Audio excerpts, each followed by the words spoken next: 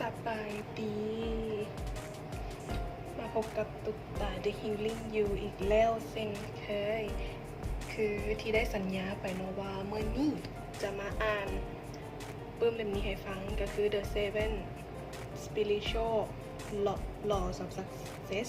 7 กฎด้านจิตวิญญาณเพื่อความสำเร็จทางโลกและทางธรรมเขามาอ่านพร้อมกันเลยเนาะอันนี้ก็ยังไม่ทันได้เปิดอ่านนี่จะเป็นเขาได้รางวัลมาจากฮานปึ้มดีบุ๊ก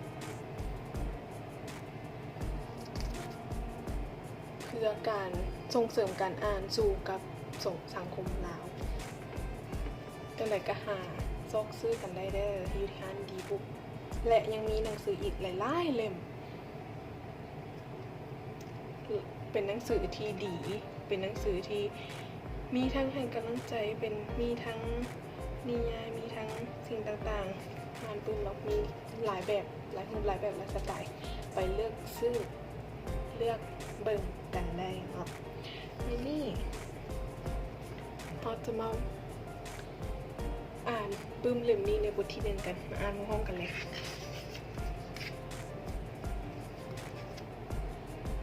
ในนี้เราเขียนว่านี่คือแนวทางปฏิบัติเพื่อบรรลุความใฝ่ฝันของเจ้าเขียนภาษาไทยแล้วแต่ภาษาลาวสำหรับปึ้ม7 กฎด้านจิตวิญญาณเพื่อความสำเร็จเนาะเขียนโดยดิพัทโซปลาและแปลโดยนันวิทยาดำรงซึ่งจัดพิมพ์ข้างทับอิฐในปี 2550 หรือปีคศ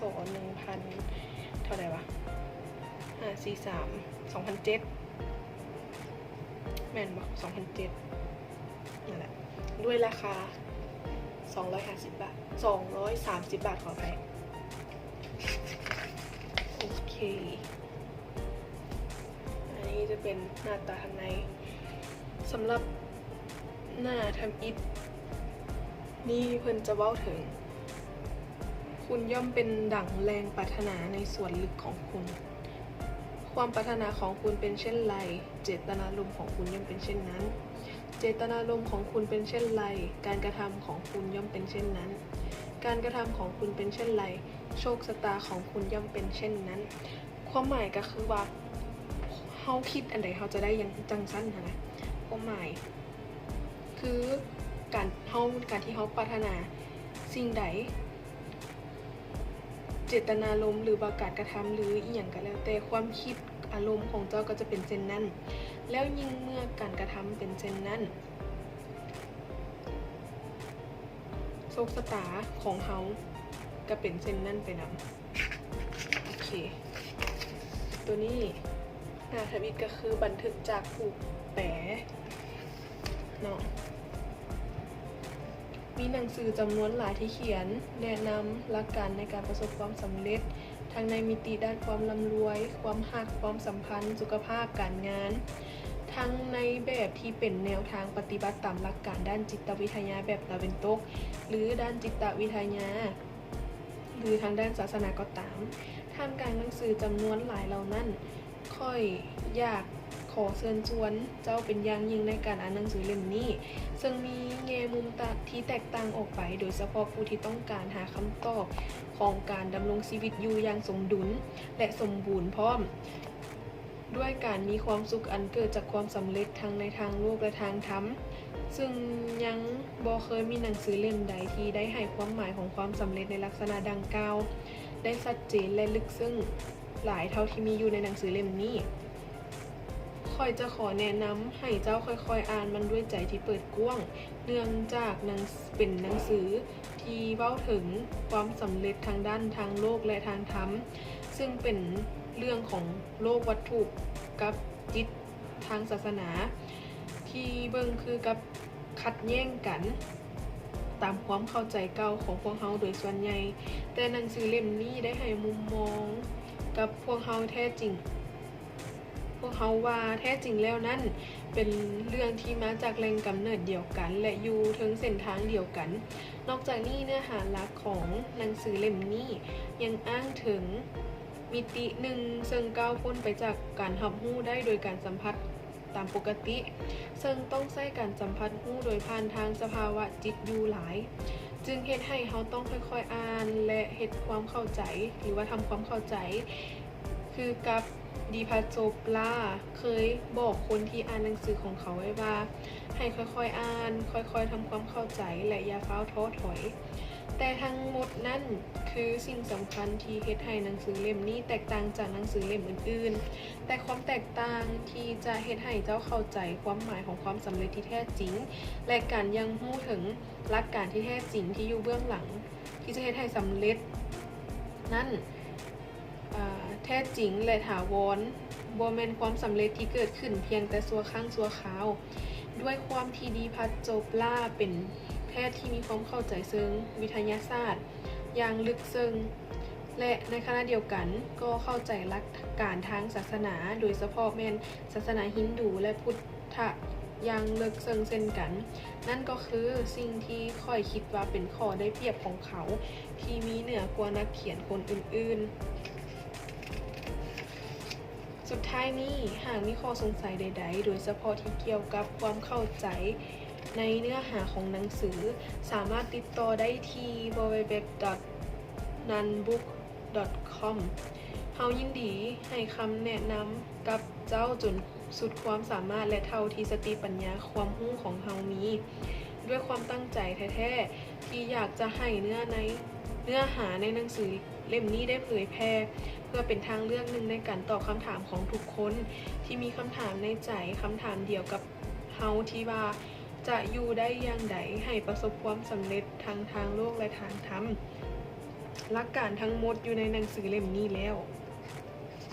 อันนี้จะเป็นคำบันทึกจากผู้แปลที่อาจจะแปลจากผู้เขียนเนาะที่เราได้เว้าไว้ในปึ้มออริจินอลของเราและสารบานก็จะมีอยู่ทั้งหมด7 บทและบทสรุป1 บท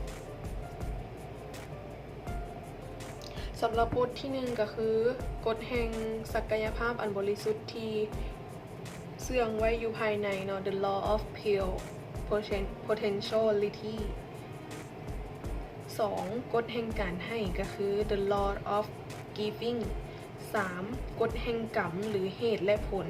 The Law of Karma or Cause and Effect กฎที่ 4 เนาะกฎแห่งการพยายามให้น้อยที่สุด The Law of Least Effort บทที่ 5 กฎแห่งความมุ่งมั่นและความปรารถนา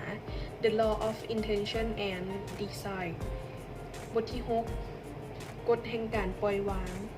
The Law of Detachment บทที่ 7 กฎแห่งธรรมะหรือเป้าหมายในชีวิต The Law of Dharma อันนี้อ่านบ่ออกเนาะ DHRARMA or Purpose in Life สุดท้ายก็คือบทสรุป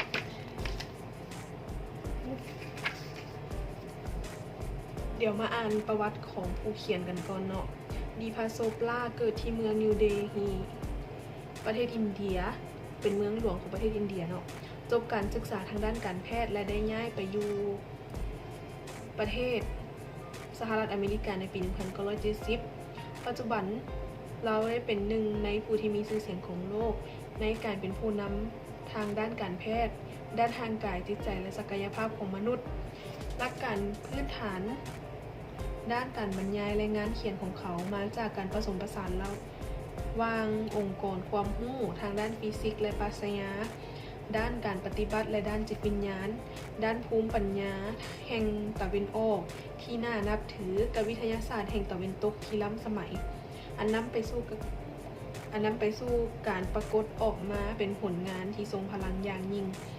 ผลงานด้านการเขียนของเขากลายเป็นหนังสือที่ติดอันดับขายดีเช่น Quantum Healing Ageless Body Timeless Mind Reading Afference Unconditional Life Perfect Health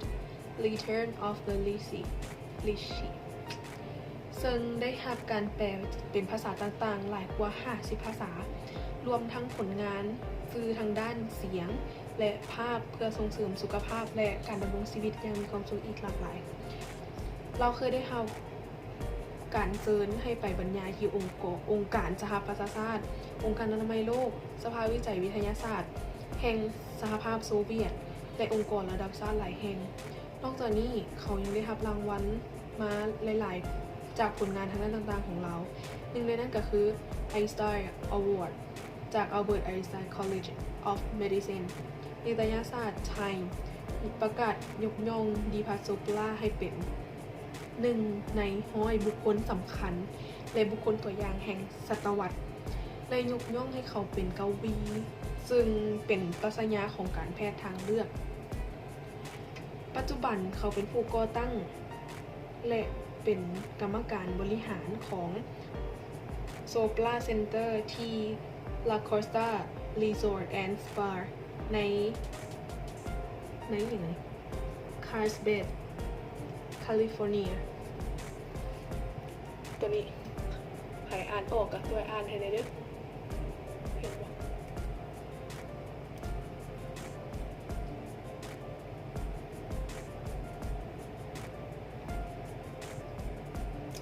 โอเคต่อเลยและเดินทางไปบรรยายในที่ต่างๆทั่วโลก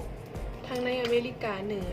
อเมริกาใต้อินเดียยุโรปญี่ปุ่นสิงคโปร์นิวซีแลนด์และออสเตรเลียสำหรับคำขอบใจจากผู้เขียนค่อยขอแสดงความรักและความขอบใจต่อบุคคลดังต่อไปนี้เจเน็ตนิวสำหรับการสนับสนุนที่เต็มไปด้วยความรักที่มีให้กับหนังสือเล่มนี้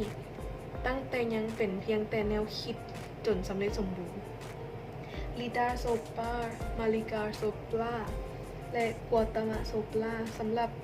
การดำเนินชีวิตที่แสดงออกถึงกฎด้านจิตวิญญาณทั้ง7ข้อลีแซมเบอร์เกลโลสอาเดียนานีนาวเดวิดไซมอนจอร์จแฮร์ริสันโอลิเวียแฮร์ริสันนาโอมิจิกเดมี่มัวร์และอลิสวอร์ตันสำหรับความกล้าหาญและพันธสัญญาของพวกเขาที่มีต่อวิสัยทัศน์อันเปี่ยมไปด้วยแรงบันดาลใจสง่างามและการเปลี่ยนแปลงในชีวิตโรเจอร์ กาเบรียล เบรนท์ เบควอร์ โรส บูโน เมอร์ฟีและทีมงานของคอยทุกคนที่ Sharp Center of Mind Body Medicine สำหรับการเป็นแบบอย่างอันเป็นแรงบันดาลใจให้กับผู้มาเยือนและผู้ป่วยของเขาทุกคนดีพาซิงกีตาซิงและทีมงานของคอยทุกคนที่ควอนทัมพับลิเคชันสำหรับพลังที่บ่เคยย่อท้อและอุทิศตนของพวกเขาลิซาร์ด เพิร์ทสำหรับการเป็นหนึ่งในแบบอย่างที่ยิ่งใหญ่ของการย่างถึงสภาวะแห่งตัวตนที่แท้แอลเลียฟอร์ดสำหรับความศรัทธาที่บ่สั่นคลอนต่อตัวมู่ในตนการทรงต่อความกระตือรือร้นและความมุ่งมั่นในการที่จะเปลี่ยนแปลงชีวิตผู้คนเป็นจำนวนหลายและบิล แอนด์ คัสสำหรับความเข้าใจและมิตรภาพที่มีให้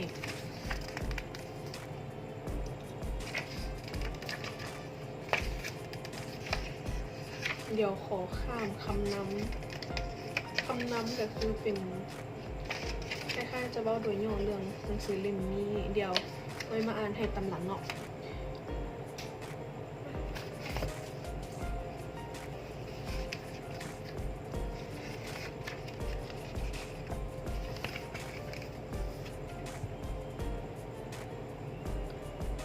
มาต่อกันที่คำนำถึงแม้หนังสือเล่มนี้จะถูกตั้งชื่อว่า7กฎทางด้านจิตวิญญาณเพื่อความสำเร็จแต่เราก็สามารถจะเอิ้นได้อีกอย่างหนึ่งว่า7กฎด้านจิตวิญญาณของชีวิตเพราะว่ากฎเหล่านี้เป็นหลักการพื้นฐานเดียวกันกับธรรมชาติใช้ในการสร้างสรรค์สร้างทุกสิ่งให้ปรากฏมีขึ้นเป็นรูปทางวัตถุทุกสิ่งที่เราสามารถมองเห็นได้ยินได้กินได้รสหรือสัมผัสในหนังสือของค่อยที่ชื่อ Creating an Afferent Well Consciousness in the Field of All Possibilities การสร้างสรรค์การสรรสร้างความร่ำรวยสภาวะจิตสำนึกแห่งความมั่งคั่งอุดมสมบูรณ์ในอาณาจักรที่ทุกสิ่งล้วนเป็นไปได้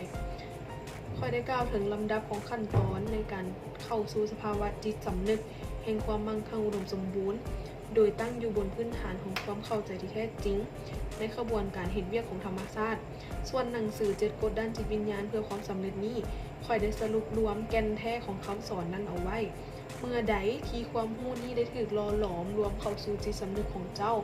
มันจะเฮ็ดให้เจ้าสามารถสร้างความมั่งคั่งอุดมสมบูรณ์ที่บ่มีขอบเขตจำกัดได้อย่างง่ายดายและประสบกับสภาวะแห่งความสำเร็จในทุกสิ่งที่เจ้าเฮ็ดคำว่าความสำเร็จในชีวิตนั้นเฮาสามารถที่จะให้คำจำกัดความได้ว่ามันคือสภาวะของการมีความสุขที่เพิ่มพูนขึ้นอย่างต่อเนื่องและการตระหนักรู้ได้ถึงความเจริญก้าวหน้าของเป้าหมายมีค่าของตนเองอยู่ในทุกๆขณะ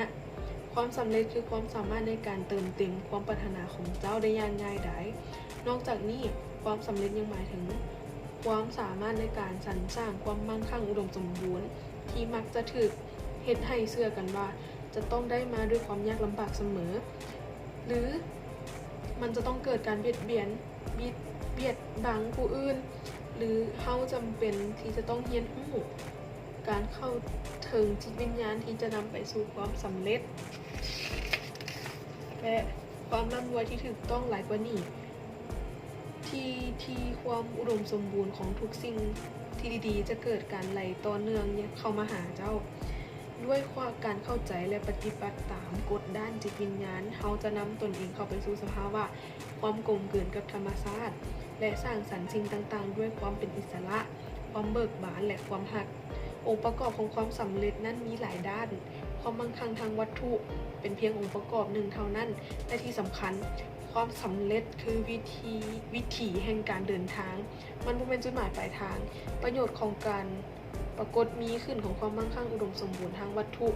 มันเป็นเพียงหนึ่งในหลายๆองค์ประกอบที่จะช่วยเฮ็ดให้วิธีการเดินทางนั้นมีความเบิกบานมวลซื่นยิ่งขึ้นนอกจากนี้ความสำเร็จยังหมายถึงการมีสุขภาพที่ดีเต็มไปด้วยพลังและกระตือรือร้นในชีวิตการมีความสัมพันธภาพที่สมบูรณ์มีการมีอิสระในการสรรสร้างสิ่งต่างๆให้มีความมั่นคงทางอารมณ์และทางจิตการมีความรู้สึกที่ดีและการมีความสงบสุขภายในใจถึงแม้ว่าเฮาอาจจะเคยมีประสบการณ์ถึงสิ่งดังกล่าวนี้แต่เฮาก็ยังจะรู้สึกว่ามันบ่ทันได้บรรลุสมบูรณ์อย่างแท้จริงจนกว่าเฮาจะได้รู้จักบำรุงเลี้ยงเมล็ดพันธุ์ของพลังแห่งความศักดิ์สิทธิ์ที่เป็นคุณลักษณะของพระเจ้าที่อยู่ภายในตัวเฮาในความเป็นจริงแล้วเฮาทุกคนก็คือพลังแห่งความศักดิ์สิทธิ์หรือคุณลักษณะของพระเจ้าที่เสื่องไว้อยู่ภายในและพลังของเมล็ดพันธุ์เหล่านั้นก็จะประกอบหรือบรรจุในตัวเฮาเพื่อที่จะรอคอยเฮ็ดให้ปฏิรูปขึ้นมาเห็นได้จริงเพราะฉะนั้นสภาวะแห่งความสำเร็จที่แท้จริงก็คือปรากฏการณ์แห่งความมหัศจรรย์มันคือการปรากฏออกมาของพลังแห่งศักดิ์สิทธิ์ที่อยู่ในตัวเฮาคือการยังรู้หรือการสัมผัสเชิงพลังแห่งความศักดิ์สิทธิ์ในทุกๆที่ที่เฮาไปในทุกๆสิ่งที่เฮาสัมผัสในดวงตาเด็กของเด็กน้อยในความงามของดอกไม้หรืออย่างต่างๆเมื่อเฮาเริ่มที่จะมีประสบการณ์ในชีวิตของเฮาคล้ายดังการแสดงเชิงความมหัศจรรย์ของพลังแห่งความศักดิ์สิทธิ์หรือคุณลักษณะของพระเจ้านี่มันบ่เป็นแบบชั่วคราวแต่ตลอดเวลาเมื่อนั้นเฮาจะเข้าใจถึงความหมายแท้จริงของความสำเร็จสำหรับถ้าอยากอ่านต่ออยากฟังต่อแมนไปอ่านได้ในหนังสือเนาะในมื้อนี้แมนจะมาอ่านบทที่1กันก่อนเลย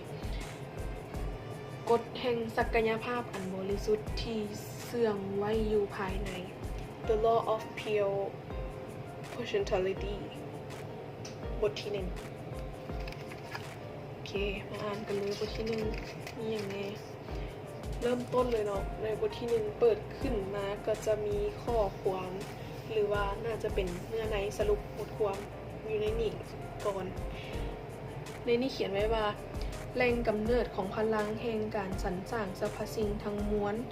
คือสภาวะจิตอันบริสุทธิ์ที่ซึ่งศักยภาพอันบริสุทธิ์ที่เสื่องไว้อยู่ภายในแสวงหาการแสดงตนจากสิ่งที่ยังบ่ทันได้ปรากฏให้กลายเป็นรูปธรรมและเมื่อใดที่เฮาตระหนักรู้ได้ว่าตัวตนที่แท้จริงของเฮานั้นเป็นส่วนหนึ่งของศักยภาพอันบริสุทธิ์เมื่อนั้นเฮาจะได้กลายเป็นหนึ่งเดียวกับพลังที่เฮ็ดให้ทุกคนที่เฮ็ดให้ทุกสิ่งปรากฏเป็นรูปขึ้นในจักรวาลสำหรับบทที่1ในจุดเริ่มต้นบ่มีทั้งสิ่งที่มีชีวิตอยู่หรือสิ่งที่บ่มีอยู่ขออภัยเนาะในจุดเริ่มต้นบ่มีสิ่งที่มีอยู่หรือสิ่งที่บ่มีอยู่โลกนี้ทั้งหมดเป็นเพียงพลังงานที่ปราศจากรูปมีเพียงการดำรงอยู่ของสภาวะแห่งความเป็นหนึ่งซึ่งปราศจากชีวิตดำรงด้วยพลังอำนาจในตนบ่มีสิ่งอื่นใดหลายไปกว่านั้นเป็นบทเพลงแห่งการก่อกำเนิดของฤกเวดาเนาะอันนี้แม่นก้าวเข้าสู่บทที่1สำหรับกฎด้านจิตวิญญาณเพื่อความสำเร็จในข้อทำอิฐก็คือกฎแห่งศักยภาพอันบริสุทธิ์ที่เสื่องไว้อยู่ภายใน The law of pure potentiality